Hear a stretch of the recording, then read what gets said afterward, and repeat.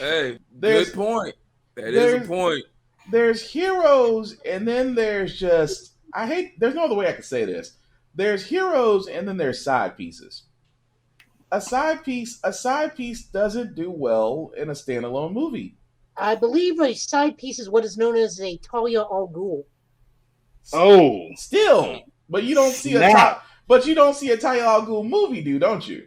No, but No. I do see a Batman Catwoman comic where they're married and we do see the future with their daughter. True, but So- but it's a Batman. You have a Batman with And a we Catwoman have story. had multiple Catwoman solo series. Have you That's what seen the I'm saying. Catwoman? Have you seen the Catwoman short that came out with the DC animated movies? Yes, Yep. very good.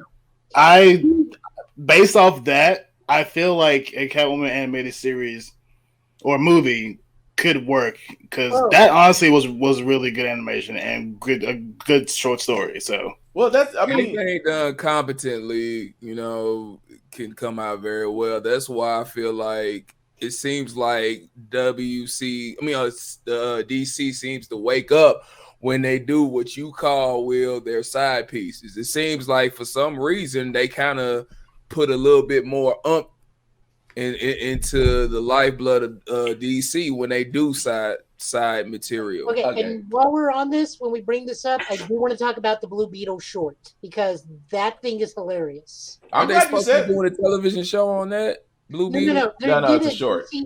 DC showcase short with Blue Beetle. We need to touch on that. Right. Okay. And we're live right now. So welcome everybody to the Give It Podcast. As you noticed, we didn't actually start with an intro. We just went ahead and go into it while the conversation was hot. Of course, I'm your host, the most Will Buchanan. Of course, the man to my upper top left, Joe. What name you going with this week? This pig-shaped bush frightens and confuses me. It's Joe Tonello. Lord. Of course, above me, because we're treating like the Brady Bunch. So directly above me, of course, is Shadow, who's back with us. Shadow, how you doing, man? the King has come back to Get Their Podcast, and I'm very happy to be here. And of course, last but certainly not least, the man to my bottom left, the man, the myth, the legend, the man who has a better beard than I do, Big VZA Dot. Vaughn, how you doing, man? Yeah, man, it's your boy Big VJ Dot. How's everybody doing? How's your fiber? Is y'all shit nice? Cool. And of course, as we get into this, guys, we try to be a family-friendly podcast, but hey, language flies, but we do try to watch our language at the same time. There are some trailers bad, we may Will. show that are no, you're fine. There are some trailers we may show that we do mute because we don't want to get Zuckerberg, but again, they might be not suitable for young viewers, so viewer discretion is advised. I want to go ahead and go into this because basically we kind of already started talking about this. And Shadow had brought this up in our usual group discussion, and I'm going to let him lead with this about the Catwoman movie that's coming out that I said I have concerns about. So I actually brought up the Black Canary one, but stemming with the Catwoman real quick. So far the cast, what they got, I don't have the notes in front of me, but the cast so far is looking, or at least sounding, pretty good because it is going to be an animated feature. And I with the short Catwoman movie we got, along with the Green Arrow short we got, I feel like if done competently and well, I think it'll do just fine on its own. Because I mean, Catwoman has plenty of great solo series, and I feel like this could be, a nice little stepping point away from the standard Superman or Batman or Justice League. We got a whole almost 10 years of those movies. Let's let them rest for like a second. I'm okay with that. It's just a real quick. It's just that they're basing this off the Birds of Prey movie, Birds of Prey and the Fabulous Emancipation of One Harley Quinn. They're taking that character from that movie instead of repackaging Black Canary. And so that's where my concern is. So yeah, speaking on the actual Black Canary movie, because the writer of Lovecraft Country, I believe that's what it is. Yeah. She's a African American female writer. I've heard nothing but great things about that show. I haven't had a chance to sit down and watch it yet, but I've heard nothing but great things. So while I'm not going to say like confident, I'm optimistic that I believe it's going to be because you've got a solid, been in the business for a good while, female black actress, and a phenomenal female black writer. And what she's even trying to do, I think she tweeted that she was trying to introduce some characters to the DCEU, and one of them was like a green heart. Yeah. Which Black Canary, a green heart, Green Arrow. I think I even saw like a dragon, so she might do like a Richard Dragon type thing. So if she knows these characters, know their significance to a Black Canary story, I definitely feel like it will be a step in the right direction. Now, yes, Birds of Prey, while I enjoyed it for what it was, it wasn't what it should have been. Fair. It should have been A, solo horror movie over here, and B, an actual Birds of Prey movie over here. They combined it. It didn't work. I enjoyed it for what we got, but it could have been much better. That's why I'm optimistic for this movie, because it's going to give the proper treatment to what this character deserves. Black Canary is one of the most beastliest beast women in the entire TC universe. Don't get me wrong, she's pretty much like Wonder Woman, except without the enhanced abilities. Exactly. I just want to know, are they still using Jess's sister? Yes. Okay, yes. I'm in. It's right. Journey Smollett is. Oh my God! Like I remember the roll bounce days. So from roll bounce to Black Canary actress. And I feel like she's never really had a vehicle to showcase herself. So thank you. I'm with this just because of that reason alone. All right, Joe, what do you think? I mean, I'm down for it. I enjoyed the Harley Quinn and the Birds of Prey movie. I think that's what the title should have been to begin with, rather than that overly elongated title. Agreed. It's been Harley Quinn and the Birds of Prey. But that's where my concern is. I'm not saying, don't get me wrong, I'm not saying it's bad. I'm just saying because I've seen where they go with this, and unless it's a great story, because that's what hooks me into everything. If it has a great story, I'm hooked. But if it doesn't have a great story, it'll flop.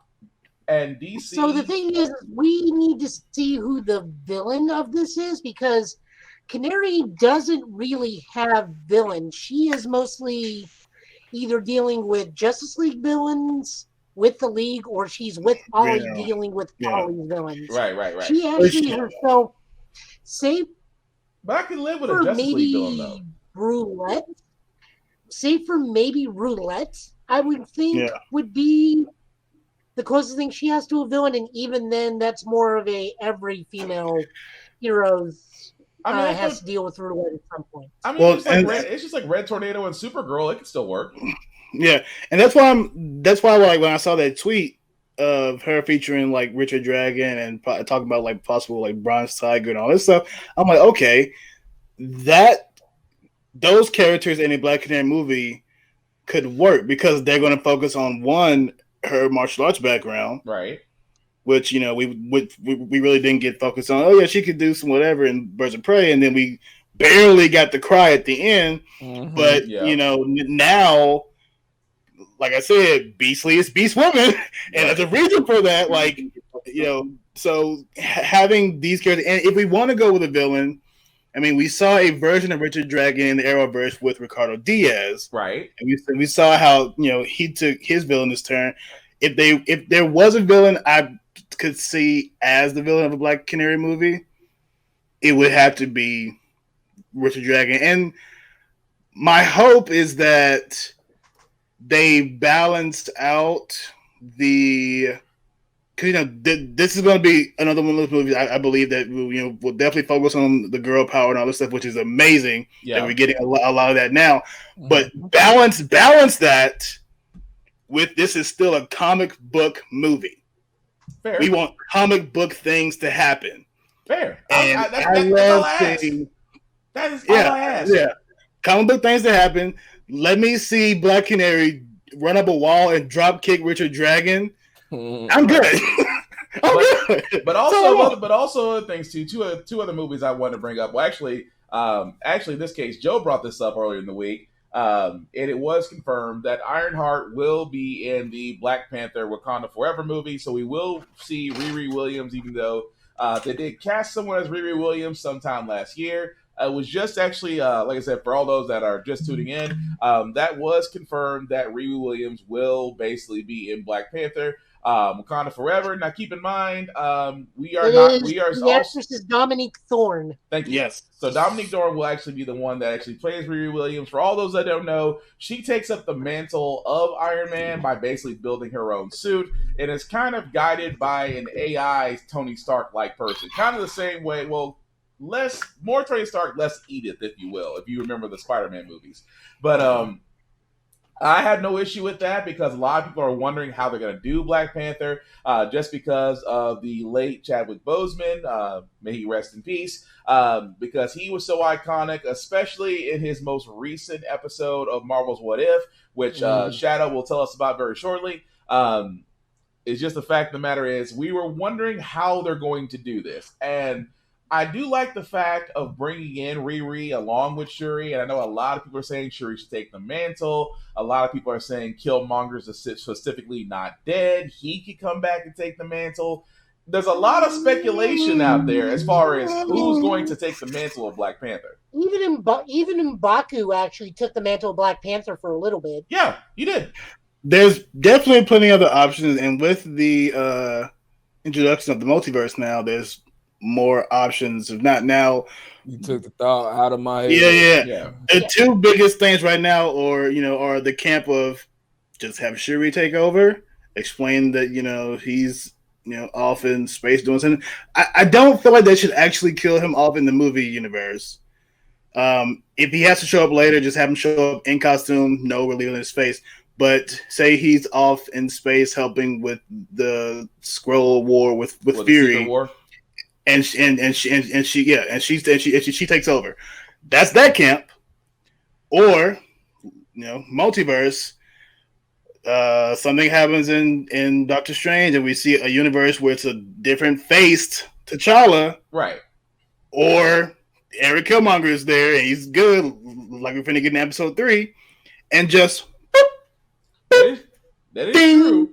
And also, because like I said, I'm gonna let you. I know Shadow, you want to talk about the What If episode with T'Challa, but just a quick blip. We would be remiss to say that we're not also waiting on Spider-Man No Way Home trailer.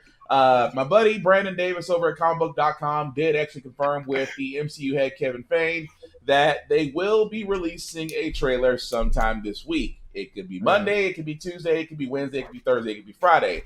But the MCU honcho himself has verbally said we will get a Spider-Man No Way Home trailer this week. When is the next event for DC coming out? That's when we'll get the next trailer. It seems like whenever DC does a new trailer, here comes Marvel to poop all over it. That's a fair point. What are you gonna say, Joe? No, that's what DC does every time. Every time a Marvel announcement happens, DC comes in and tries to steal its thunder, and depending on what it is, it either succeeds or it just fails miserably. As to Riri, most of the time it's the latter. Right. As to Riri, honest to God, I do not like the character itself because they had already established a character like that long before, and then they literally swept her off to the side, which was that's fair. Leela. Shit. Okay, so he got to that part in the comic. Okay. I told you this would happen. The fact that he's got the most extreme face. Yeah, go. What you say, Joe? Yeah. So, anyways, I'm fine with Riri. I just don't like her, the comic character, because we had already established War Machine's niece, Layla, right. And she's basically Riri. She's just related to War Machine. But because Marvel at the time wanted to appease Bendis so much, they moved her off and then established a character just identical to her. That's fair. And just said, you're Iron Man now. Yeah, I can see that. But by the way, she is, and this is not me crapping on the character, but she is just like every other Bendis female he has ever written. Her main series craps out and it's poorly written until she's moved into a team book where she is much better handled. But it's a different writer. It's a different writer who, for whatever reason, knows the character better than the creator. Sad. Well, I mean, that happens sometimes, though. Is infinitely better than Riri in the Ironheart book. But I mean, that happens sometimes. Sometimes, It does. when you're a creator and a writer, it's just, maybe somebody with a different mindset really can tell the story better than the actual creator can. So, I mean, it does happen. And the better Iron Man replacement, incidentally, was Doom. True. It was. Good times. No argue about that. But as we're moving this along, Shadow, I'll get to you momentarily. I did want to get to the only game that we're actually going to be showcasing. We know Gamescom will be next week. Xbox, unfortunately, Sony and Nintendo will not be having any types of showcase for Gamescom. More than likely, there will be another Nintendo Direct episode, another State of Play episode. So for anybody that was expecting more Legend of Zelda or more God of War Ragnarok, unfortunately, we're at the mercy of those two companies. That's just the way it is. However, Nintendo on the PlayStation is at the point where they don't play well with others anymore. Right. However, Microsoft is going to be there as long as Ubisoft and literally I think about 11 other developers will be doing that. So we will all be paying attention. It says Wednesday night, the opening night, they're going to have 30 game announcements. Yeah. Oh, geez. By what's his face of the Video Game Awards. I can't think of his name to save my life right now. Oh, Keeley? Yeah, there we go. That's him. He's going to be announcing those, so I'm going to be paying attention on Wednesday. But aside from that, there is a game. If you're like me, you like boxing. And there's been a while. There was a game that came out on Sega Dreamcast called Ready to Rumble Boxing. It was fun boxing. It wasn't like that serious boxing where you do training, things of that nature. It was almost like a modern day Punch Out, if you will. We got to box against Michael Jackson and Donkey Kong. Exactly. So you had those. Hey, Afro Thunder was still my favorite. But that being said, there is a game coming out that I want to show very quickly. It's called Big Rumble Boxing Creed Champions. Now, if you're wondering, yes, it is in the world of Rocky. You're going to see iconic characters like Ivan Drago, Rocky, of course, Rocky himself, Apollo Creed, and of course, other comical characters they come out with because Mr. T. Yeah, hey, Mr. T's actually in this too. You want a real man? Bet you stay up at night dream about a real man. But with that being said, this is actually what the game. This is actually what the game looks like. What do you say, Joe? I'm sorry. Say that again, Joe. Does Clubber Lang possess the T-Force? In a way, he does, because the way they do, like as I'm showing it right now, it is almost like Ready to Rumble Boxing, just because it's not really combo related; it's power meter related from the look of it. You got the flashing KOs, you have the kind of the speed punches, power punches. It's almost like they took, it's almost like it's like Midway and Midway when they did NFL Blitz and NHL Hits, and they did those types of games. Kind of like their NBA jams, NBA kind of like that. It's just a quick arcadey pick up and play for casual gamers. Yeah. Something that you can waste time with real quick. Yeah, but I like the fact that, because it's dealing with the Rocky characters, I'm looking forward to it. I want to say, did it have a release date? Let me go back and see, because I know I saw the trailer for it. It's pre-ordered now, so they don't have a date for it yet. Oh, never mind. I just gotta wait till the end of the video. September 3rd. Okay, so actually that's at the same time as Shang-Chi, and I'm looking forward to watching that Marvel movie. But that's the only video game news that we have today. Like I said before, Gamescom is happening next week. We will follow whatever games are being announced and wait for a State of Play and a Nintendo Direct to come along shortly. But Shadow, you're up. You mean come back to you? Yeah. Okay. So I Joe, go for it. Animated short that came with Long Halloween. Oh yeah. So Vaughn, this is what Joe was talking about. So in Batman: The Long Halloween, there was a short about Blue Beetle, and I found it.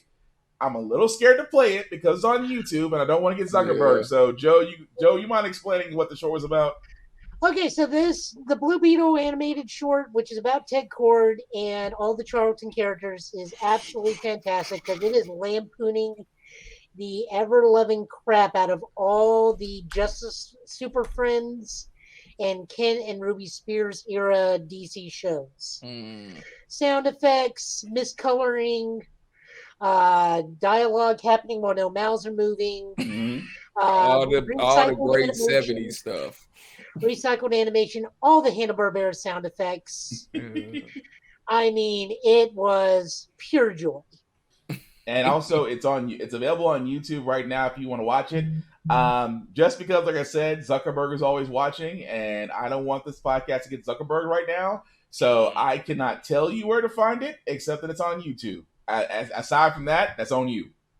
Just YouTube Blue Beetle Showcase. That's all I'm gonna say. That's pretty much on you. Want to watch it? I went back and watched it. I loved it. Like Joe said, it was Hanna-Barbera. That was actually the first thing that came to mind when you described it. I was like, that is Hanna-Barbera. I love the fact that the over the top, the sound effects, how it's drawn. I really did like it. That's why I sit there and say that those are the types I think they do better as animated versus live action to me. Tech support. I'm sorry, what you saying, Vaughn? I was gonna say that has to be the only studio where you have to fail a drug test to get the job. I'm sorry. No, that's honest fair. to God, the way the short was going, I thought it would just be Booster Gold telling an adventure. Yeah. And that would be the twist. Yeah. Why it's so poorly done is because it's Booster Gold telling it. Oh, but they just went as like a straight showcase, and I was fine with that too. And Nathan I Fillion also still did available. not know that there was an after credit scene in Long Halloween 2. There is. I didn't realize that, and they. It doesn't really equal up to anything, but it's at the end. It kind of does because it shows that Barry's going around assembling the Justice League. Yeah. Okay, that I actually did have spoiled for me earlier, so it's fine. Dang. Of course, the one thing that we didn't have is we were not introduced to a Green Arrow in any of those movies. None.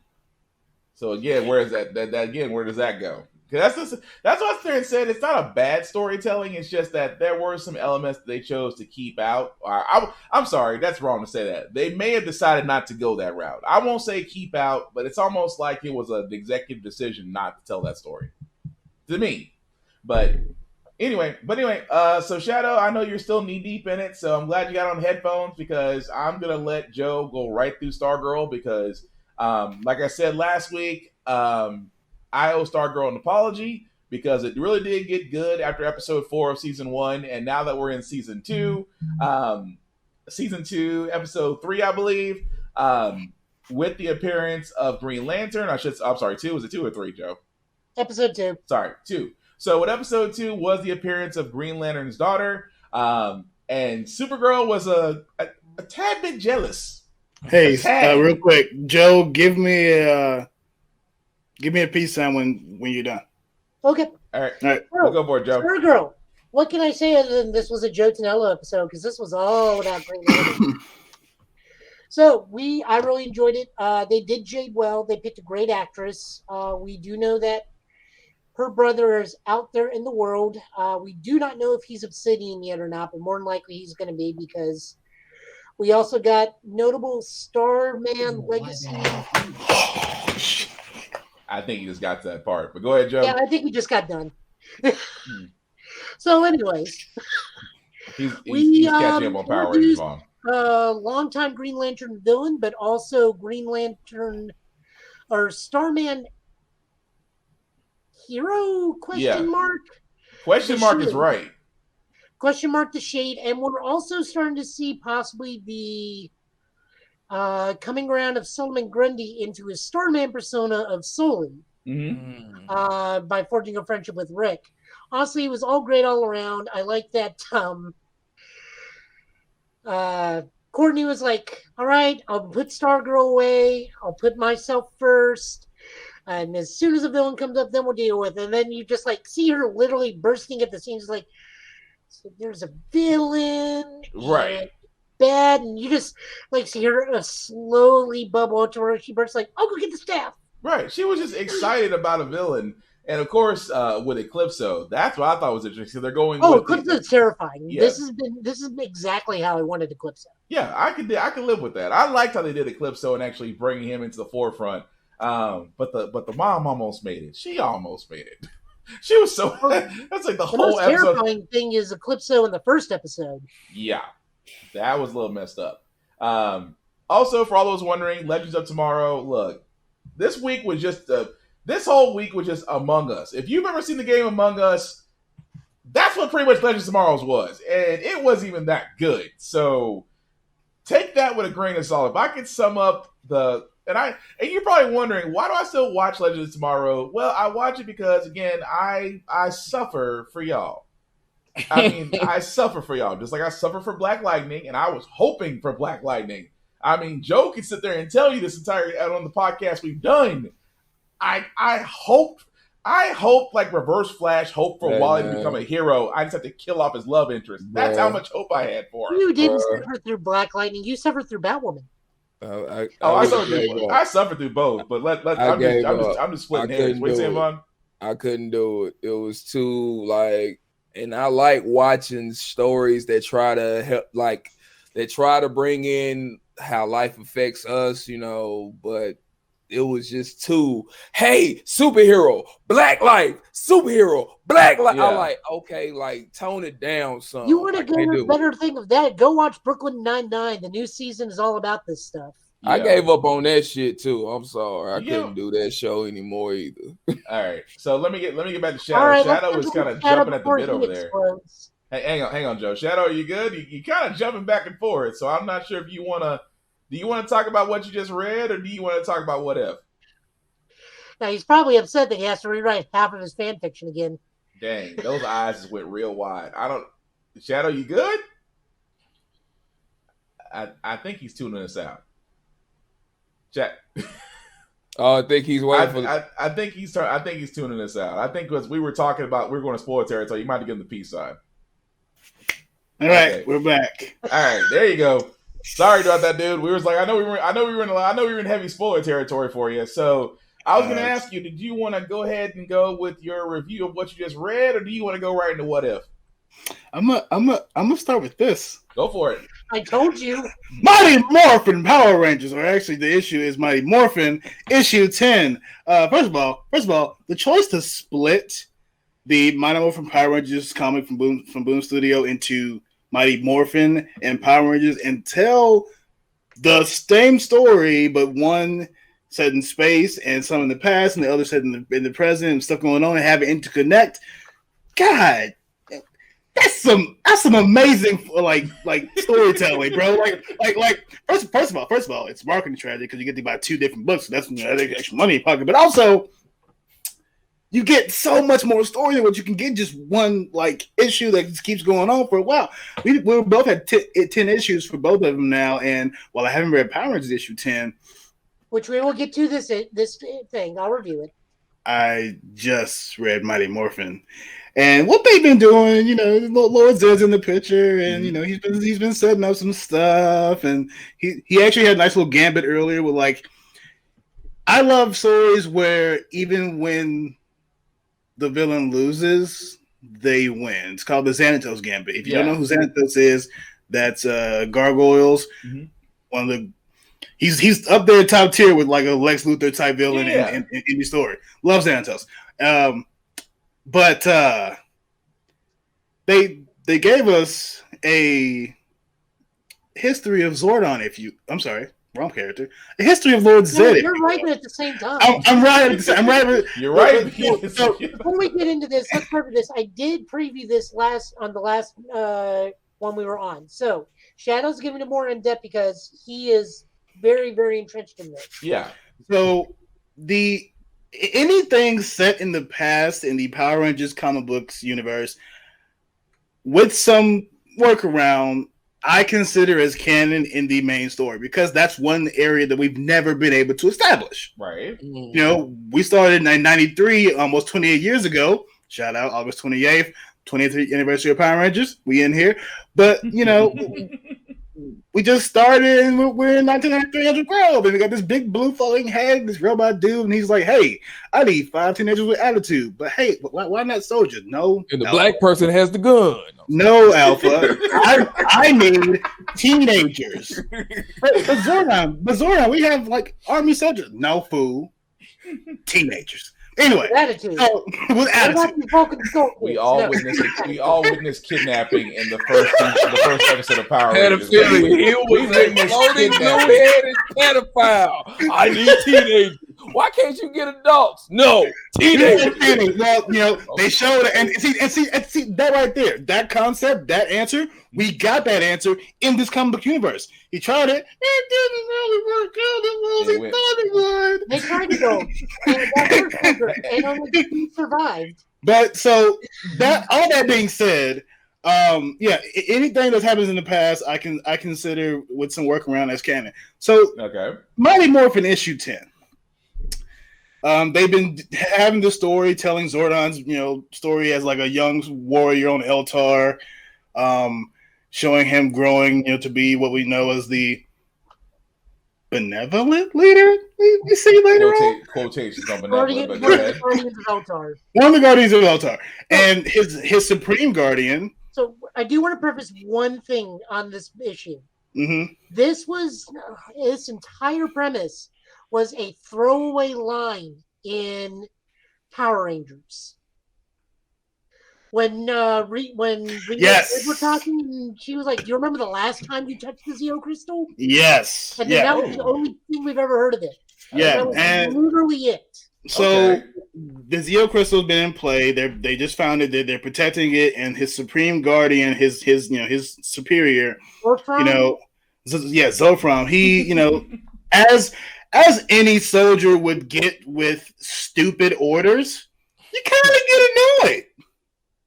And when it's the fate of the entire freaking galaxy universe, and your council of elders, your superiors are given like, hey, so that weapon that could destroy, somebody with a thought, let's not use that to destroy the forces of evil. Let's just keep it away from them and protect it ourselves. We are protectors, which I get. But do you know how many problems could have been solved if you just, bang bang? That's kind of a Thanos. That's kind of a Thanos way of thinking, but I get it. Hey, it's efficient. It's efficient. But so being annoyed and everything, I'm skipping over a lot of details. There's a really cool thing in this issue that was like a red herring. That first time y'all saw me, like, I was like, oh, that's gonna be it, and it's gonna be cool. But it wasn't. It was a red herring, and the assassin they sent to Dark Spectre, big Malagor dude, sent to kill him, wasn't really who I thought it was gonna be. And then we get to the end, and he's like, look, the elders are stupid.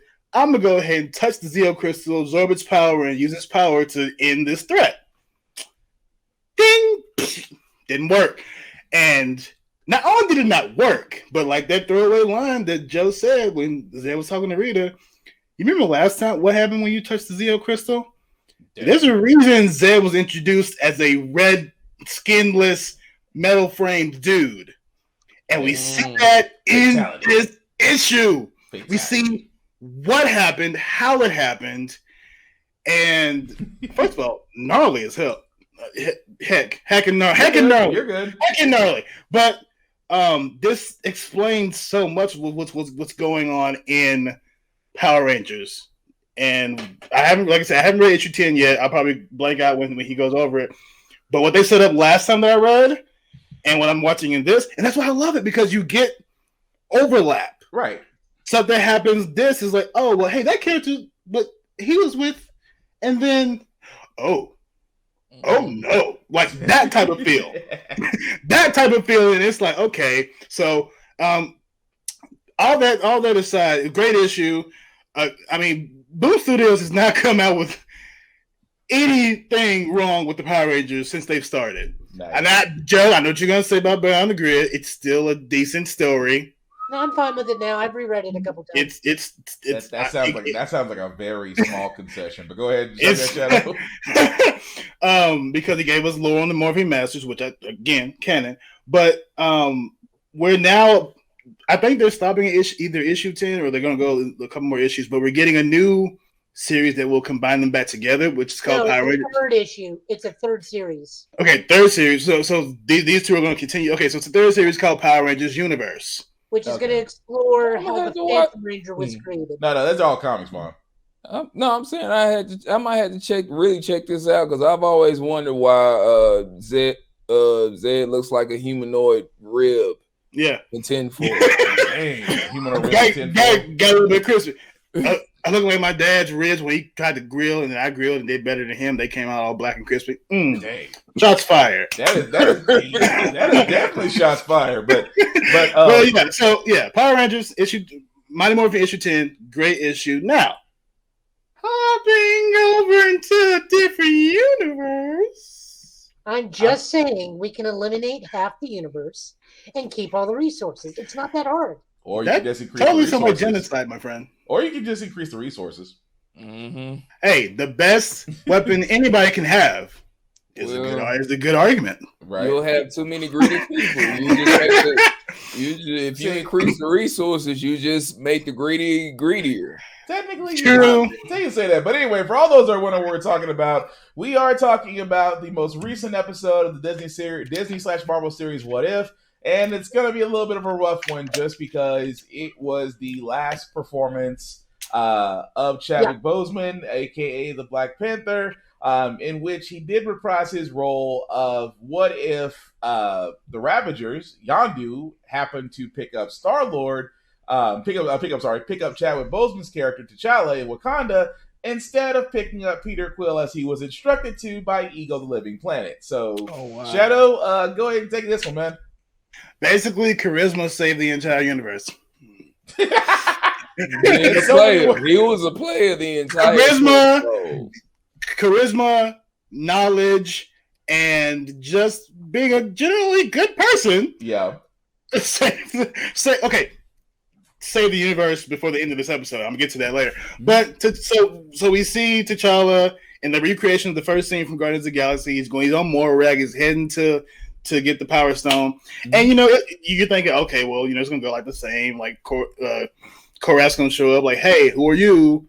Like, who? Nah, bruh. They put the script. Now, what? Mind you, I'm watching this 3 o'clock in the morning when it first comes out. Oh, So I'm sitting there, okay, he finna do the who? It's going to be the classic. No. This fool said, you might know me as another name, Star-Lord. Oh my God! I love you, man. I'm like, what the? That was coming to America moment. But go ahead, Vaughn. I just like to point out that I'm happy that this episode showed me that Jamon Hensu has another level outside of extremely angry black man. He's hilarious in this episode. Oh my God, I love that. So yeah. It is you. The famous Star-Lord episode is the number of people that came back to reprise. Uh-oh. Wait a minute. You might have to repeat yourself, Joe. You kind of the lag. Chopped and screwed. Remix. Hang on. Wait. Hang on. Try it again, Joe. No, I said I was very, very surprised on how many people. Huh?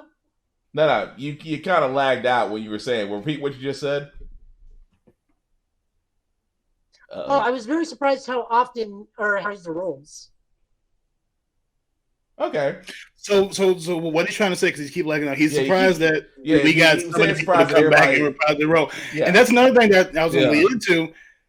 I mean, first of all, Marvel is being smart because, hey, why, if we have these actors that are under contracts, let me go hire voice actors. They're already actors. There are some of them actually are voice actors, and let's have them voice the same characters that they do. Right. So, and of course, there's some that couldn't come back. Like last week, we didn't get Chris Evans to come back. We didn't get Dave Bautista to come back, even though he said they never invited him. They said they did. It goes that whole argument, right? He's doing his own thing, right? But so having the voices there, it also gives. It gives that was new more credence to the people who are coming into this and don't know what the hell's going on, because they're like, oh hey, that voice sounds familiar, and that's the same guy that. Oh, that's cool. So yeah, I love that aspect. But yeah, so he fights Korath, drops him. He's like, you know what? I've saved worse. Which at that line, I was like, okay, so he doesn't kill his villains, he saves them. Right. If only Marvel actually learned how to do that instead of killing all the villains since Phase 1. Between you and Vaughn, it's Mickey Mouse voice. I don't know who's gonna have the better one. Between I mean. Oh, you. Let me tell you something, guy. Oh, all right, I'm good. Mickey Mouse voice impression sound off. So they did it, and he goes back with the Ravengers. Yondu shows up, love it. Shout out to Michael Rooker, he's awesome. And they knock out a bunch of Necro goons and go back to Contraxia. Mm-hmm.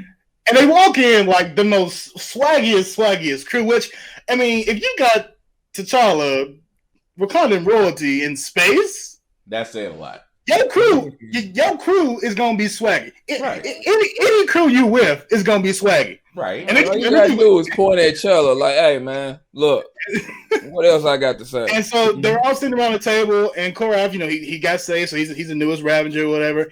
And he's like, "Yeah, so what's like your favorite adventure?" And they mentioned like, you know, they took out some scrolls, right? And then they mentioned like another thing where I think somebody's teeth got paid for, and then and then Korath is like, oh, how did you stop the Mad Titan Thanos? And then he just walks up, he's like, oh no. Oh no. And then so like I'm sitting there at 3 o'clock in the morning, like, what is that? Who? It's it. And then he just sits there and talks like, yeah, I'm a big enough man to admit when I'm wrong. Yeah. I'm like, that was an old-ish moment for me. Like, hold on, wait. I'm like, excuse me? Right. Like, he's a part of the team, just like that. Right. Okay. So, and then that was a great, like, actual oh shit moment. Like, yeah. Okay. And then, so, like, they're sitting there chilling, and T'Challa goes off on his own to get a drink. Then he talks to Drax, and Drax is Drax. Shout out his family, his wife and daughter are alive. Shout out to them. It's about time y'all caught a break. Okay, so one thing that bothers me about this episode, Korath mentions Ronan, but we never see him. It's fine, whatever. It's a small little thing. It wasn't that big of a deal. Then, while he's sitting there being T'Challa, you hear somebody call out, like answer like a question they were talking about, and the camera turns, and you just see Nebula. Rocking the swaggy dress, rocking the blonde locks, and only got one cybernetic enhancement, which is just her eye. Let's be honest, that was Canadian thick Nebula. Hey, hold on, bro. I'm willing to bet she had a couple other enhancements that might not have been cybernetic. I'm just saying, when she walked I was sitting next to my wife. I had to catch myself like, oh, yeah, whoa. And then oh, wow. And wow. In his swaggiest Chadwick Boseman voice, he's like, Nebula. And now all you hear is Cha-cha, what's up? And I'm like, oh, no, nickname basis. Oh, snap. I ship it. And so the whole episode goes off. She's like, hey, I got a mission for you. The collector, he took over when Thanos left off. He actually got buffed now. His collection's growing bigger. Mm-hmm. And he got something called the Light Seed or something like that. I can't remember what the actual name of it is, but it actually isn't something that's from Marvel Comics, which I learned. Yeah. It is a wholly original concept. I'm like, oh, I like that. And there's hints that it may possibly be tied to Groot, but because we never see him in the episode. Right. Who knows? But they go on this mission. You know, they have the plan session. You know, in the Guardians, does a whole big thing like, I have a plan. No, you don't have a plan. You're copying me. Like, I have like 12% of a plan. No, T'Challa's like, yeah. So this is the plan that y'all are going to know, and then here's an actual plan that we're actually going to do, and it's all going to work out for the better. We're all going to go home and just have more drinks. Right. Hey, so they get there. And the Black Order is working for the Collector, which, right. You know. It's fine. They need some more work after their dad decided to not be genocidal anymore. Yeah. Unemployment's at an all-time high. They got to do something. Unemployment's at an all-time high. I mean, you know, dealing with space corona. I mean, you know, now if they had rolled up as Ravengers, no one else in the universe would touch them. Right. Our whole team would be like, so I'm kind of glad they didn't like immediately be like, oh, Thanos and his whole army decided to be part of us. No, it was just like, yeah, just Thanos. It was like, oh, yeah, okay. So his kids are like, yeah, no, you dad, we're gonna be bad still. We're gonna work for the new bad guy and help him out as security. Woohoo! So the Ravengers cause the distraction. They're all and Yadu and Nebula are inside. They did the distraction while T'Challa hops out. He's scoping the collection. He meets up with Howard. He's like, yeah, I'm looking for something. He's like, oh yeah, take a left. This. He's like, not doing it. Pop. Give me the tour, please. And shout out to Seth Green for playing that with the Duck again. Hopefully, this is popping more popularity to give us that little. We hope. We hope. MCU done and double Power the Duck. You and Corey Coleman really hopes for that. Yeah. More Howard the Duck. here's my thing. I wasn't that big of a fan, but it's a character that deserves another look. Hey. And we all know what the first look did. I mean, that first look really gave us a look at what a duck checks out on a certain woman. But you know, not here nor there. But go ahead, Shadow.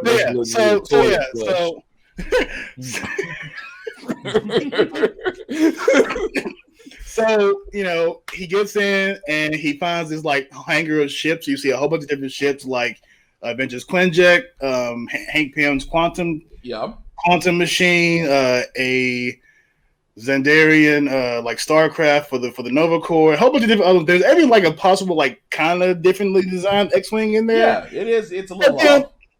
But the most important ship was a Wakandan Talon fighter, like the Royal Jet, basically.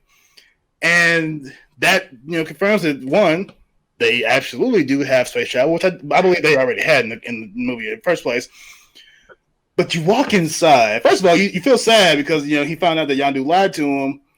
And you see these mannequins dressed in Dora Milaje, and it's like, oh, not Thanos. Oh, Tavon. Right. You a dick. You a dick for that. We don't like you for no more. That's still a point, though. But then he gets called. They pull the whole, oh, hey, Cha-Cha. I know we did some things, but I got to betray you because it's the collector, and, you know, I got a debt to pay. My bad.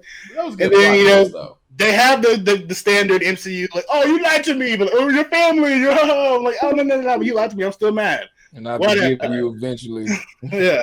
And then he's like, hey, I'm gonna collect you, but you're just a human, so you ain't really nothing. I don't really want you. Let's just carve you up and put you on the thing, whatever.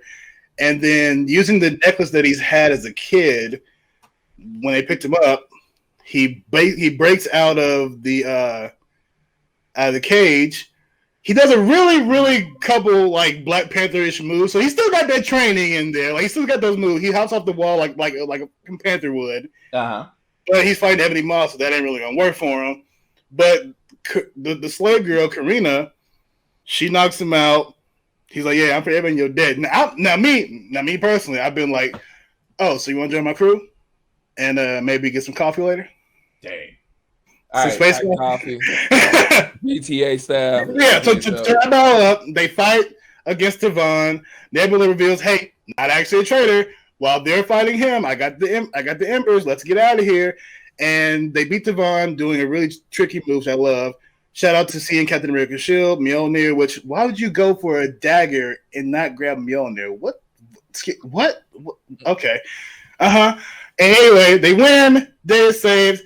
And he reevaluates his family life. And he's like, hey, so Space Dad, can we like go home now since I actually, you know, found out they're actually living and you lied to me? They go. They see the Wakandans. He gets welcomed back. They have a nice little dinner session. You got Thanos explaining his plan to Korea. She's like, bro, that's genocide, bro. Right. He's like, yeah, it's random. And they're fishing. I'm like, Thanos, are you trying to speak game with Korea? What? Let me point this out. Angela Bassett is beautiful in any form. Happy belated birthday too. She just turned like 66 or something like that. You know, but don't crack whatever. But thank you for that, Shadow. For that go. That was. I'm sorry. One more point. Last point. The episode ends with Ego. It's like, okay, I waited like 20 years. Hey, kid, you're mine. Your name's gonna be Peter Quill, and we're gonna have a nice little chat. Now, if any of you follow the theory of with taking Thanos and Gamora out of the 2014 timeline, that the biggest threat to that timeline was Ego, I don't think this universe is gonna last long. Right. So I was like, hey, we got happy time. Oh, Ego here. But yeah, that's my review. What if? Great episode. Again, it was so, and he's not done. Like, we have a couple more episodes with him in this series, but he's not done. But that was just really like a hard hitting. Like, man, this is it. After this series, that's it. So whoever does the fight core, the fight in this movie, in both episodes, were just phenomenal. It really was. So I gotta stop y'all here for 1 second because I just realized that we're on Google Meeting, and apparently Google Meeting's trying to kill this. So for all those that are watching, we're not done. We're just switching venues.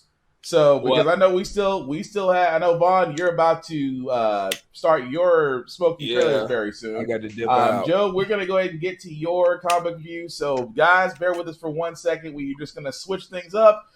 We are not going anywhere. We're just getting off Google because nobody wants to pay for anything more than an hour. So just bear with us for a second, guys. All right.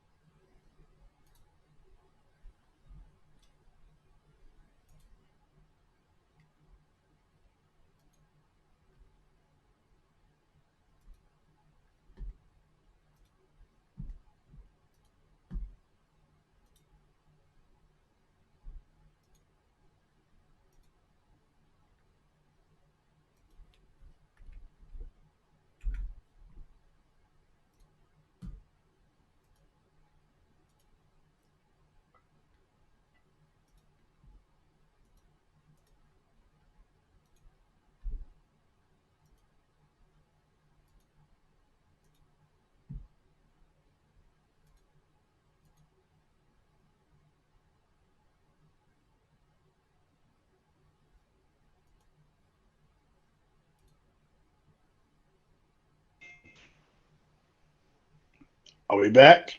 We're getting there. All right. Yeah, give me 1 second. I'm trying to get it to show. Okay, so I did. There we go. All right, that's what I'm trying to get to. Because had I been thinking, I probably should just went ahead and just stuck with Zoom. But all right, it has its issues too. So yeah, it does. I can't argue that. But we are back. So sorry about that, guys. We just had to switch venues for a second, but we are still back. Joe, before I let you get to your comic book views, let me go ahead and get this out the way. Some honorable mentions. First and foremost, Titans. I'm not gonna go into it. I'm just gonna sit there and say it's definitely worth watching. Season 3 seems to be on fire, and I cannot complain about that. Superman and Lois, again, also great season finale. I will not go into that, just because the simple fact of the matter, it has so much that I don't want to ruin it. And honestly, I want to give it its due. I want to give it its due justice. I don't think I'll be able to do that from here, if that makes sense. So that's the reason why I'm sitting there saying, guys, definitely go watch it. It's definitely worth it. Also, quick notes. SummerSlam, I will take it with a grain of salt. I will sit there and say, as a wrestling fan, how can I say this ever so nicely? There are some things. Yeah, we'll just put it how I put it. Vince McMahon saw what happened on the other show and hit every emergency button and broke every emergency glass he could. Fair. That's fair. But you're not wrong though. That's fair. But so I want to see who Paul Heyman ends up with now. That's going to be interesting. But again, not going to spoil it because it's 4 hours. I will give my review of it next Friday. It's just that it's still too early to tell. And NXT TakeOver will happen tonight, so I don't really want to go into that. What else did I have before we go over to Joe's comic recommendations? I think we've covered everything that we're going to cover as far as that goes. He-Man. He-Man. I'm going to let you explain that one because no. All right, so this is the other He-Mans in the Master of the Universe series that was coming to Netflix. This is definitely a kid show because everybody is not super deformed, but they are most definitely like toy proportions. He-Man looks like Rob Liefeld drew him, so his rib cage is about 80% of his body. Right. Honestly, I don't see too much of a problem with this. Of course, the He-Man fans that are our age are already re-sparking their pitchforks and torches. Now, I'm not burning things down, but at the same time, I'm just like... I mean, other people are. I'm just like, this was made for those, and I said it. Me and Joe talked about this. This is made for those. This is geared toward a certain audience. Newer generation of He-Man. Right. It's geared toward another audience. Not made for us. Right. So I mean, for all those that hate Revelations, I love Revelations story that they're telling, and I do too. And I just have to accept the fact that He-Man and the Masters of the Universe is geared toward a certain group. I know that certain group is gonna love it. But me, as I get older, I have to realize that some things are made for us, and some things are made for younger generations. I get it. I understand. And there's the Further Adventures of He-Man, which is made for nobody. That is also true. But that's really all that I got. Oh, and also, yes, we should be happy about AEW because CM Punk is back. However, the rest of the show wasn't as good. But let's be honest. When you have a draw like CM Punk come back and gives a fiery promo, and then you got to wrestle after that, that's a hard follow up. And also, if you haven't seen Heels on Stars, you really should, because if you're a fan of great storytelling in the ring, and of course with Stephen Amell, not just because Stephen Amell, even though don't get me wrong, he still did great as Green Arrow. I wish they gave him a better season finale than what they gave him. That's just the way it is. That also being said, what was that look for, Shadow? You didn't like how Arrow ended? This much. I agree. Oh, okay. I'll say this much. As Spectre, he screwed things up less than when Hal Jordan was Spectre. That's true. That's also true. That's also true. But again, if you haven't seen Heels on Stars, you really should. It is really, if you wanted to know really not the national promotional wrestling, but for those in our age group that have the regional wrestlings like Southwest Regional Wrestling, Rocky Mountain Promotions, Southwest Promotions, those types of indie ground, really built from the ground up wrestling promotions and how that acts, it gives a nice portrayal of those. So, honorable mention. So, that being said, I know Joe, this is usually his time to shine because I consider myself pretty good on comic books. But ever since I met this gentleman that's right below me, he's pretty much the encyclopedia on comic books. And with that being said, Joe painstakingly every week gives his comic book recommendations. So, Joe, what you got for us this week? Everybody should read. Okay, so, of course, as always, you can find any and all these books that I talk about over at your local comic store. Ours is Rick's Comic City. Mm-hmm. At their locations in Donaldson, Clarksville, and Fort Campbell. Of course, always hit up a library. That's also a great place to go for new comics. They do have them, we swear. We really do. They really do have them. That's our So we got some endings for this week. So first off, I'm going to talk Way of X by Cy Spurrier. This is written by Cy Spurrier, and artwork is by Bob Quinn. This is the finale to Nightcrawler and Legion's Totally Awesome Adventure, because this is leading into another book called The Onslaught Imperative. But okay. The end of this book is pretty much, this book finishes up Legion having to deal with finding Onslaught, while Nightcrawler is trying to deal with that one mutant I told you about who has bizarre gravitational powers, and Fabian Cortez. A lot of vomiting in this book, but that's because of that one mutant. Yeah. This is just pretty much everything is Onslaught is behind everything, and then Onslaught decides to cast Meteor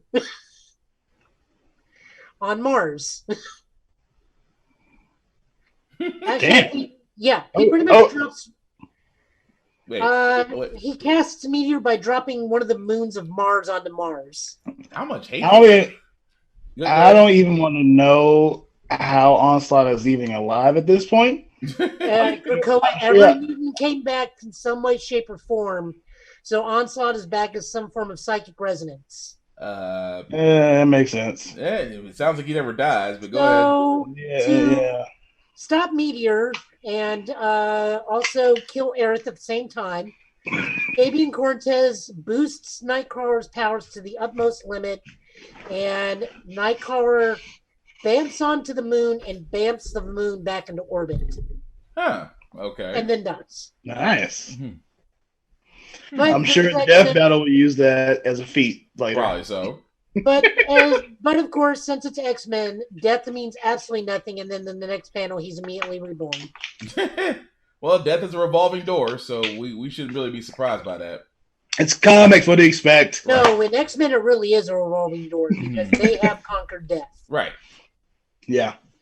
Unfortunately, now most of the younger mutant generation and various other mutants are afflicted by Onslaught. So we see Hellion, Pixie, Dazzler, and a few other mutants that are lesser known into the background, all have halos of Onslaught over their head, which will be leading us into X-Men Onslaught Revelation.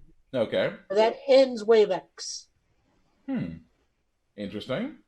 Although how angry do you got to be to throw a meteor at somebody? I mean, Thanos did it. I mean, Thanos did it. Doom did it. Well, Doom did it when he had the Celestial's power. But still, I get it. But that's some hatred. But if you want to establish your dominance against anybody, you throw a moon at him. You throw a moon or a meteorite at them. I guess that's it. Now, if they survive, then you that's a whole pretty other much story. Need to just like sit down, like reevaluate your life, and let them sit there and be like, "Oh, he threw a moon at me. I took that personally." So before we get into Inferno, we have one small detour, and that is X-Men Trial of Magneto. I'm actually going to cover this pretty quickly because this actually spoils a lot of what's going to be going on. So this is written by Leo Williams and art is by Lucas Wernick. All right. Pretty much X Factor is doing the autopsy and crime scene investigation. All signs point to Magneto. Everyone tries to get a hold of Magneto. Magneto wants none of it. And is pretty much like, yeah, you honestly think I would murder my own child? It's like, well, she's not really your kid anymore, Eric. Dang. And he's just like, she is as much of my child as Lorna is. So everyone, it's like, all right, well, we got to take you in and question you. And Eric is Magneto's like, you are welcome to try. That's a hands up moment. That is like you okay. You want to try that? Bad?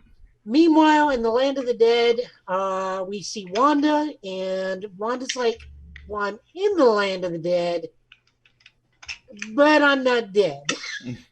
Why am I here? Oh. Oh no. It's like that in between moment. We didn't really know what to do with you.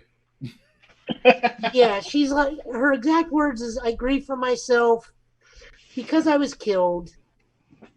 I died, and yet I know that I am not dead. So why am I in the land of the dead? Huh. Paperwork. So that's where we'll leave it there because, like I said, I don't really want to go into too much. Gotcha. This is the big prelude to Inferno, and this is the next one of the big X-Men things. Okay. Moving on over to Moon Knight, which is just being fantastic.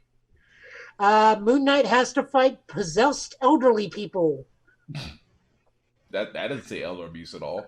Moon Knight is written by Jed MacKay, and art is Alejandro Capicio. I apologize if I get names wrong. The episode issues exactly what I said. Someone comes into Moon Knight's mission, sells the elderly, attacks him. The elderly then turn on Moon Knight as they are all possessed by a demon. Moon Knight then has a one-on-one with the demon's host, and then just lets Khonshu take over the wheel. And the elderly are okay again. So there was not a body count? Okay. I'm living with that. There wasn't a body count of one. Dang. Well. Also, we must not forget that his secretary is a vampire, which is hilarious. Yeah. And then it looks like next issue we're looking at the other priest of Khonshu, who is supposedly, I think, the enforcer of Khonshu. Who is like has similar garb to him, but his is inverse, so it's black with white. So he's not okay. Let me shut up. Never mind. Go ahead. No, we really don't know because this is all new storytelling. This is a brand new character. Oh, okay. Because I mean, when you said black with white garb, I'm like, he can't be. All we know is that he is an enforcer of Khonshu who corrects the path of those who have walked astray from Khonshu. That's still you know what? Never mind. Go ahead, Joe. No, go ahead and say it. No. Go ahead. No, by all means, go ahead. I don't know. This is my first time reading Moon Knight. No. I don't. I'm gonna leave it be. Just go ahead. Small tangent on Moon Knight. I'm actually interested to see how the movie's going to play out. Me too. Is it a movie or a series? Both. That's a series. I thought it was going to be just a movie. I'm down with both. Yeah, Kevin. Actually, you know what? Kevin Fein has sat there and said the Disney series on Moon Knight. He said the movie is not being ruled out, which means that they're waiting to see how the series does first, and then they'll probably go to movies. I do like that approach, but the other way would be great too. A movie first and then a series. Yeah. With how I'm working with my comic book universe, that's actually how I'm playing it. Like I'm writing the first issue like a full-length movie. Yeah. And then stuff that's introduced will tie into the rest of the series. That's kind of how I've been working on writing my stuff. But because it's something different. Like okay. Again, early in the Arrowverse, we were getting tie-in comics, right? That would either tie in or sort of canon, or it would just tell stories like between. Because this will happen between one Wednesday to the next Wednesday. Why do we stop that? MCU, we get these comics that are supposedly just tie-ins, but some of them introduce stuff that doesn't tie into the movie. If you all want to wanted to be connected. Have everyone be connected. Hey, this is what we're doing in this particular movie. If you're going to write a tie-in about it or tie in for a different comic, here's some notes you need to write, like stuff like that. Yeah. But yeah, sorry, that was the whole different tangent. I'm sorry, Joe. That's just my thoughts. Good. No, you're good. Go ahead, Joe. All right, next up we got Radiant Black issue 7. Oh God, I gotta plug my ears. The title is Radiance. This is written by you know Kyle what? Higgins. Screw it. Go ahead and do it. I'm still gonna read it What? anyway. I'll make it quick. No. Go. I'm dealing with it. Okay. So writer's Kyle Higgins, artist is Marcelo Costa. The new enemy force for the Radiance has appeared in the midst of all the Radiants arguing and fighting, as Radiant Black's fighting Radiant Red, Radiant Yellow and Pink have shown up. We still don't have a Radiant Blue. They all start fighting the new dude who is yet to be named. We see Radiant Yellow has laser blasts. We already know Radiant Red has can increase mass around her and kind of acts like armor. We know that Radiant Black can fly and manipulate gravity, and Radiant Pink can teleport people. Those are all their individual powers. So Pink gets him out of his bad fight and drops him into Tokyo, which has probably one of my best jokes after they settle this in, I want to say the middle of, I think it's in the middle of Shibuya. Are you still on Radiant Black? Huh? Yeah, he's still on Are you still on? Okay. He's still on Tuning out again. Give me a peace sign. Oh. Like I said, he drops him right in Shibuya, and they all leave and have probably one of the best jokes I've seen for this book is two Japanese guys look up as they leave and one asks the other, what Sentai was that? Dang. That's then it just goes into just a giant fight and more teleporting.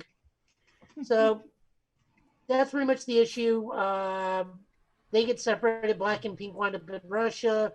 Yellow and Red wind up somewhere, and that's where the issue ends. Okay. I'm still gonna read it. I did love Radiant. I did love Radiant Black. I actually need to go back and actually read 7 now that it's out. Okay. You can come back, Shadow. Okay. Yeah. Right. I would say they had one really good Power Ranger joke, Sentai joke in there. Nice. Moving on to Power Rangers 10. I just read it. Huh? This is the tie-in. I just read it. It's cute. Yeah. So I can just easily sum it up. It is their origin story for their Space White Blaze.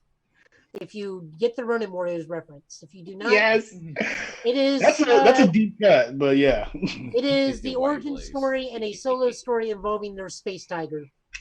Space Kitty. Who may but or may yeah. not be the new Blue Omega Ranger. So my theory with that is the morphing grid works in mysterious ways. We know this. we know this. Hi, I'm the Corona Aurora. You're a robot. Boom, you're human now. Hey, I'm a meteorite that you place in the morphing grid energy. Boom, here's a Power Ranger coin. Summon the Red Ranger. Have fun with that. I mean, it works. It does. In mysterious ways. So if they go with the theory, I'm thinking, okay, the White Kitty takes the Blue Omega Morpher, and we get like another character that fairies can do Rule 34 for. Dang. Maybe that's not a good idea. Hang on. Hey. But no, so like, anything could happen with morphing energy. Plus, with the cat already previously having morphing energy, like a big boost of it, anything could happen. It was a really cute story. Focusing it was one of those especially after Mighty Morphin 10, like this, you couldn't just continue with like actual story. You kind of had to give a break to kind of just lead into it. So I enjoyed it for what it was. It's a really cute story. Joe, before you continue, have you read Justice League Infinity? Yeah, we've covered the first 2 issues. Yeah. Okay. So I'll do a video on myself then, but because I love it. Now I'm about to actually read issue 2 now, but holy crap, that first issue just brought me right back. It was hilarious. It was so and I love that John's like, oh, I hear them. Let me go. Wait. Let me not go, actually. I'm just sit here and chill. It's kind of sad that he still didn't have his wife or whatever, but in my top 5 scenes in all of DCAU, him walking up on the Great Wall of China and just a random man and just sitting there flying and punching parademons. Like that first crack where he's like, boom, and then you see one of them, she's like, Hera. One of my favorite scenes of all time. And then he just turns into Martian Man. I'm like, oh, that makes more sense now. But yeah, so I was just asking that because this series, I'm glad we're getting it now. And I'll let Joe continue just to say, because it leads into what we're getting in November, which is the 20th anniversary of the Justice League series. Yep. 20 years that gave us a series that capped off the DCAU. And shameless plug, on my channel, Shadow Creators Entertainment, I will be doing like a whole big month of content. I'm trying to get everything done with Shadow After Dark now, so that I can take a bit of September and October to get those videos done ahead of time. Nice. Because I want to get those videos out. 10 words or less reviews of season 1 through 5. I will include Unlimited in these. I'll hopefully try to do some Fury Files on the Trinity and a couple retrospectives, because this DC Trinity is my definitive Trinity. Okay. My definitive Superman, my definitive Wonder Woman, my definitive Batman. The DCAU Batman is my definitive go-to. That's my Batman. Nice. All right. Good. So yeah, that's what I'm planning on doing. But sorry about the whole tangent again, Joe. There you go. Go ahead. Sorry. No, you're good. You're good. So moving right along, we are going over to Supergirl, Woman of Tomorrow, written by Tom King, and Bill Quist Evely is the artist. On the trail for the sword that Ruthie had stolen from her, and the guy that shot her and Krypto on her 21st birthday. Last issue, we were entirely based on a space bus. Supergirl and Ruthie land on 1955 Space Alabama, and it is exactly as I implied. A lot of blue people, no purple people. Ask about the blue people. They try to shoot up your hotel room.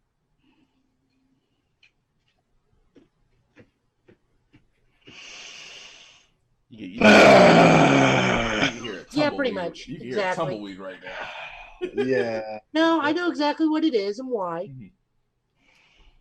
It's not exactly what it is. It's not good. It's just another way of looking at it. But No, fair point. this issue is exactly what it sounds like. Sweet home space, Alabama. That aside, I mean, it sounds like an interesting story. I haven't really caught up with Supergirl comic stories recently. I did see like a blurb of her turning 21 and crypto. Yeah, this is that 8-part mini series. Honestly, the way I haven't caught up with anything DC as far as comics goes. I mean, my love always started with the animation, and I stay with more animation and live action. But I do want to try to catch up soon, especially with a Fox having the mantle of Batman, which cosplay coming eventually. But the way they're going now, I mean, what are they leading up to right now as far as an event? Joe, do you know? Or are we actually tapped out of events right now? No, actually, what they're doing is they're doing a mainline book by Josh Williamson. Mm-hmm. It's called Infinite Frontier. Okay, yeah. It's the one calling the One True Dark Side. Okay. So yeah, see, like there's always going to be an underlying event, and then you've got all the side books that just tell the simple stories. Can we just get like a year or two with just stories? Like, well, I mean, that's what this Frontier is, though. Is just that we aren't approaching a crisis yet. Like, there's going to be Infinite Frontier, then there's going to be a second chapter, then the third chapter will be the crisis. So it's what's going on there. Everything is happening as it should, and then we just get a main theme that is slowly progressing the plot until we get to said crisis. Right. That's it. It's this guy Josh Williamson had a roadmap this time. Okay, hold on, Shadow. If you're talking, we can't hear you, dude. Shadow, we can't hear you. Hey, Chris. Okay, he might come back. I think he'll come back. He might take a second. All right, Shadow, right now. All right. Yeah, like there's I'm not tapped out completely, but there's like with both DC and Marvel, there's just so many events. Like hell, I didn't even know half of the stuff leading into now they're doing Onslaught again. Now is that going to do? No, Onslaught is going to be the big thing. Inferno's the big thing. Right. Okay, but again, and I get why they're trying to just they're Marvel's rehashing a lot of their stuff, which is But then again, so is DC. I mean, I get while they're trying to do stuff. It'd just be nice to like chill for a while. But I get, I mean, they're riding that train for as long as they can, even though superhero fatigue is bound to set it eventually. But you're right. Yeah, and so I look at that as well. That's something I'm not gonna do. I'm gonna maybe take some time to just tell stories.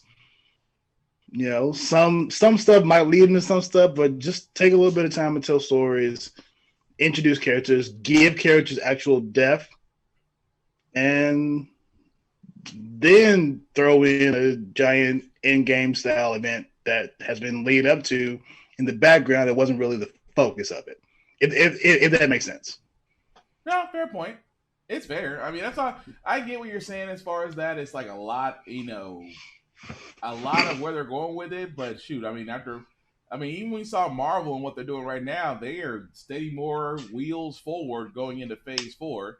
So, I mean, don't get me wrong, they are going differently as far as directions they're going with different storytelling. It's not like the Infinity Saga. I mean, I would think that every phase kind of led up to something, But of course, we took nearly over 10 years just to get the Infinity Saga. I mean, could the same thing be said for the Secret Wars? Could the same thing be said for Civil War 2? Could the same thing be said for I'll even go so far as that. Yes, that. Go ahead. I know what you're gonna say. If we get a Civil War 2. Oh, you cut out again. Sound again. Try you sound again. Still can't. We'll wait for you, Shadow.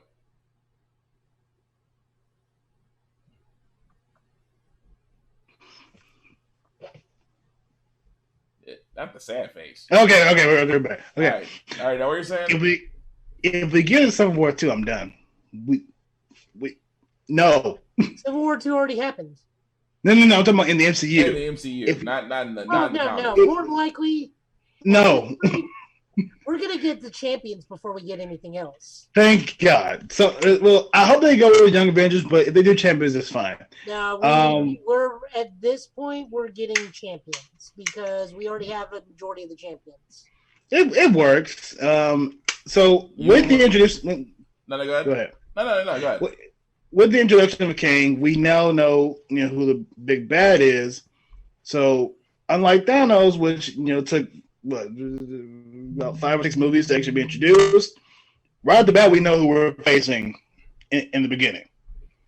How we get there, with these inner small stories, I doubt anything happening in Shang-Chi is going to tie into the birth of the multiverse, whatever. I know we're getting that set up in Doctor Strange and everything, but and even that, like, I don't consider that. It's an event, but it's not an event. If that makes sense, we got. You're also going to see the Mandarin. You're also going to see the Mandarin in Shang-Chi because of Ben Kingsley. He was spotted there, so we're probably going to see the Mandarin in Shang-Chi too. But I'm sorry, what are you going to say, Joe? I said Kevin Feige's already stated that Shang-Chi is going to be the front man for this new phase. So I'm down for it. I mean, it'd be good. It'd be actually good to get a Shang-Chi on the Avengers team. Yeah. And now with the Avengers where they are and who's actually still around and kicking, we're definitely going to see. It's going to take a long time. He already said it, but it's going to be a very different Avengers team, which I'm actually really excited for. Sure. Did we cover? Yeah, I'm sorry. I keep going on tangents. I'm so sorry. You keep tangenting off of Joe. Joe's like, I still got 8 more of these, man. I only got 2 more. You only got 2? Okay, go ahead. Yeah, we got Nightwing 83. This is being written by Tom Taylor, and art is by, as soon as I can find it. For whatever reason, Tom Taylor really likes putting his stuff at the end of his book, and I don't know why. Tom Taylor's amazing. Love him. Bruno Redondo.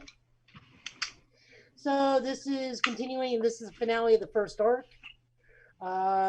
We learned that Nightwing does in fact have a half-sister. He is elated that he has a half-sister, and she may actually not be evil. What? Yeah. It's like, have you heard? I have a sister, and even better, there's a chance she's not evil. That's so good. That's such a dick thing to say. I love it. So Barbara's still living there, and I think they're pretty much together again, which is good. I'm down with that. Wait, who? Him and Barb. Okay. Yay! I'm down. And then we see that Dick makes a monumental choice because Dick is a billionaire. He inherited all of Alfred's money. Oh. So what he does is we see him tour around and shop around this idea he has. So he hits up Leslie Tompkins. He hits up the Titans. He goes to Lucius Fox to make sure the money is set to do what he wants to do with it, and that it's properly advised and everything. And then he goes to Superman to ask him, hey, should I do this? Oh. I love it. Okay. I love that he goes. It's been several times in the span of the DC comics that he's gone to Superman for advice.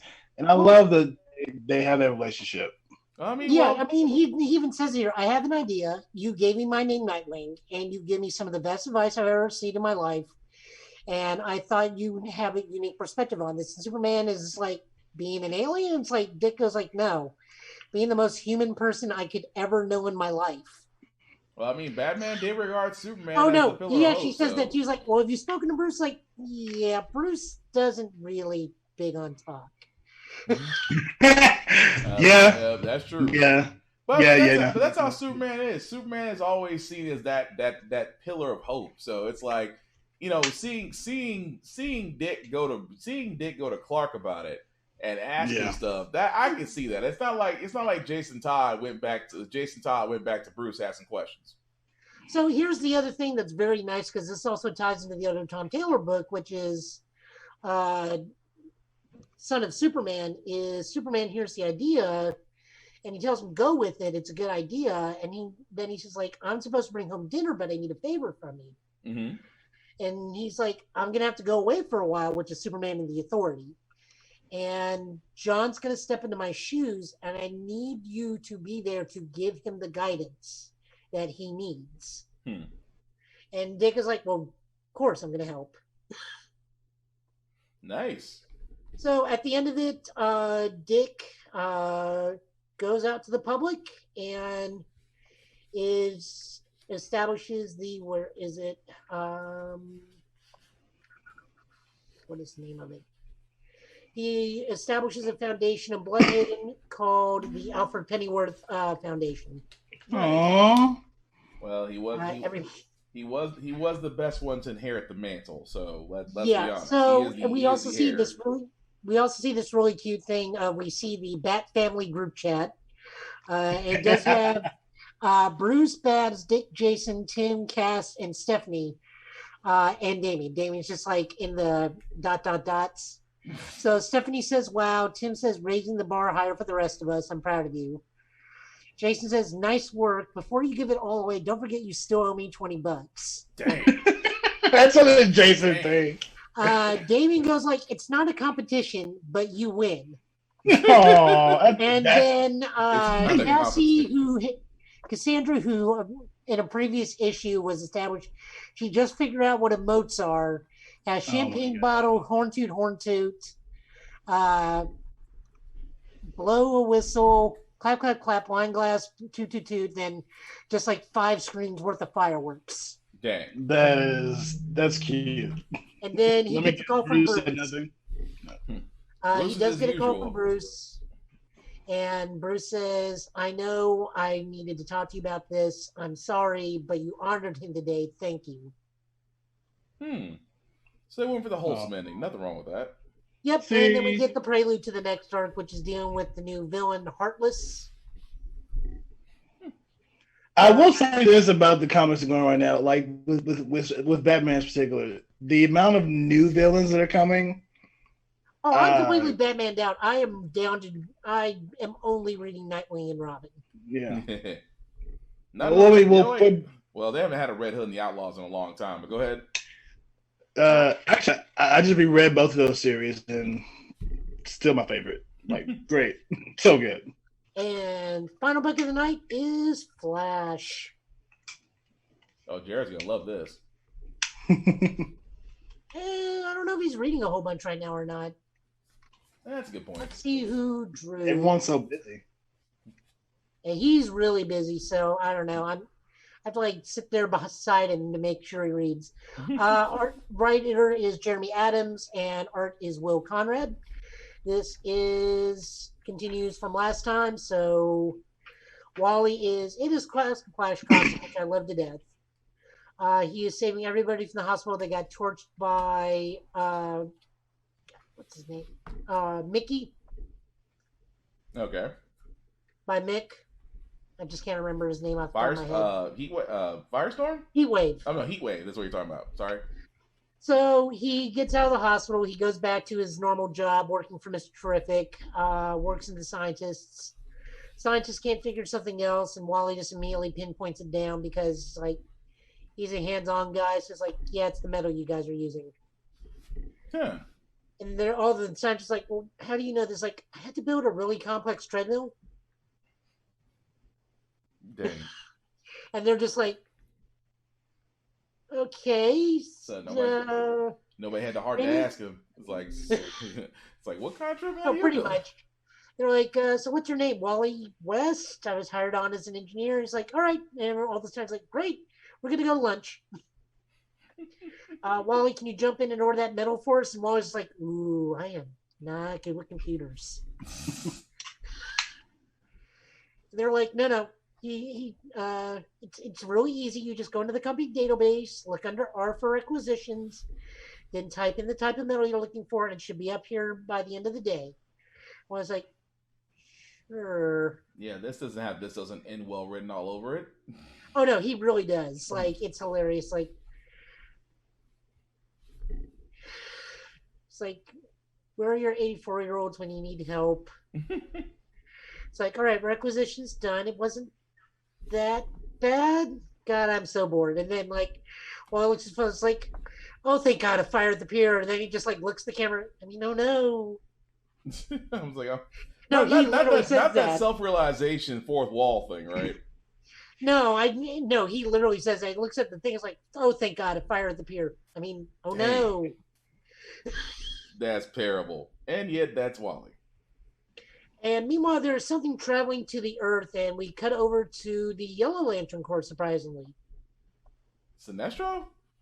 No, Jessica Cruz. Oh, okay. Which has yet to be explained how she joined the Sinestro Corps, but it will be in Green Lantern Annual 2021, so I'm looking forward to reading that.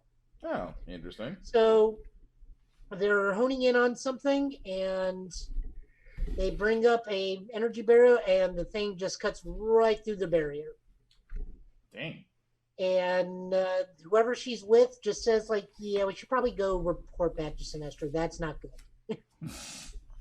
I mean, if it cuts through something that's like it's not supposed to happen, somebody's got to be like, should we report this? Or should we just kind of look the other way? Yeah, it cuts back to Wally. He saves Mick and whatnot. Mm-hmm. They figure out why. Mick is like, well, I got cancer, and Wally's like, that's no reason to ruin everybody's day. You know the people we work with. I know you're gone straight, Mick. We can make this better. And I was like, yeah, okay. It does not go well for Mick because Amanda Waller gets his hands on him. Oh. And welcome to Task Force X. Yeah, so meanwhile, the day ends. Wally goes home with his family, and Wally is really messy eater at barbecue. Who isn't? It makes a terrible, terrible dad joke. If it ain't all on your fingers and your mouth, you ain't eating it right. Right. If you're not reaching for wet naps at the barbecue, you can't be trusted. Yeah. So, anyways, we can find what Heatwave is doing up next in Suicide Squad 7 and 8 and Swamp Thing 6 and 7. Nice. And that is all the books for the week. Cool. All right. Nice. So with that being said, guys, as we kind of wrap this up, like I said, we did have a lot today, and I thank you all for sticking with us. Before we get out of here, Shadow, anything that you want to let people know what you're doing, new stuff, places where they can find you and things of that nature. Oh man, Shadow Creators Entertainment. Like I said, I am doing Justice League, an entire month of Justice League content. That I actually skipped doing a Power Rangers month this month because I want to focus on getting that stuff together. Also, I'm doing a lot of switch over and transfer with my Shadow After Dark adult content brand with the fall of Only Hams right now. We can talk about that later. Well, yeah, with the fall of OnlyFans right now, it's a whole thing. So in order to keep business going, I've been having to catalog and organize a bunch of stuff. Booking photo shoots, cosplay shoots, boudoir shoots. If you're local, you watch this, you want to shoot, hit me up. I got you good on the visual effects and some amazing content. And just dropping in a couple of what ifs on my storytelling channel and working on a comic book. So hopefully going into 2022, we'll actually be able to have some tangible, actual holding your hands. The story channel sounds great, but where can they find it, sir? That is Shadowverse Comics, SHADO Verse Comics. And you can check out my What If Black Widow Led the Avengers up there. I've got a Black Panther What If coming out soon. And I'm going to try to have a Justice League What If prepped and ready by November. It takes me a while to get to those because of everything else I do in my life. But I love being able to come up with those. And now with What If being in full frame, not just trying to bank off the success of it, but there are already what ifs on YouTube, but with the show actually being out and people are like, oh well, what's this about? And then hopefully they can check out other people's what ifs and all the other ones. Shout out to Saiyan Salad and Moscow X, a whole bunch of different content that inspired me to actually drop these stories and fan fictions on my storytelling channel. So. That's pretty much it with me, and I'm glad to be back, man. I missed you guys. Oh, we miss you too. Me and Joe missed you. And speaking of Joe, Joe, you got anything that you want to let people know about? I know we have something in the works. We cannot talk about it just yet until we get some details and things of that nature. But I am looking forward to that. But just know that me, Joe, and the rest of us here at Get Bit are looking forward to doing something that honestly, I'm kind of glad we get to do, and it's only because Joe has connections. And like I said, we can't discuss it yet, but once we actually get some news about it, we'll be able to do that. But Joe, before that, is there anything you will let people know what you're doing, what you're being? Because I know you are, just like Shadow, is heavy in the cosplay community, especially here in Nashville, and especially as far as doing certain events, things of that nature. Shadow, hang on 1 second. I'm gonna get back to you. But Joe, would anybody you want to let the people know what you're doing? I mean, not too much because Delta's on the rise. I'm slowly just going mad and posting quotes from JLI and every morning report I get at work. This one was the one where Martian Manhunter tells people about the secret ancient Martian meditation technique of screaming. For everybody doesn't know, Joe is a medical professional, so definitely right now we are going to pray for him and hope to God he never gets a yellow ring. That being said, Joe, where else they can find you? I mean, the only other thing I'm doing right now is going to my local game store every so often, which is Tabletops Hobby and Games over in the Antioch area. I've actually lucked into my first Digimon tournament. Nice. I did not do well. I went 1-3, but I got a win. Hey, win's a win. I ran with I know this means nothing to you guys, but a black metal Garurumon deck. You know what? Pokemon is those areas that Shadow knows it because them eyes went like Shaq. So eyes. My deck is based around black metal Garurumon and black War Greymon, but it is a black deck. So black is mostly all the mechanical ones, but you have to carefully phrase that because there is a black War Greymon and a black War Greymon. So that's the running gag of, can I trade that black War Greymon? And then we hand them the wrong card on purpose. Dang. See, Digimon I would have to get back into because my memory is so fuzzy on that. Yeah, I got trashed by, what did I get trashed by? A purple Lilithmon deck that loops out the corrupted version of Omnimon Schwartz. Dang. I got trounced by Yellow, which is all the holy Digimon. So Lord Nightmon. So the female one that was in Tamers, the female bad guy, not Tamers, Frontier. Gotcha. Nice. And then I beat out a Vmon deck, blue Vmon, which was Imperial Dramon, and then lost again to random purple BS Omnimon Schwartz. That's not bad. But where's the socials they can find you at, Joe?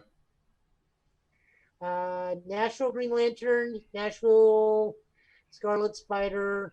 Twitter is Joe Italian last name.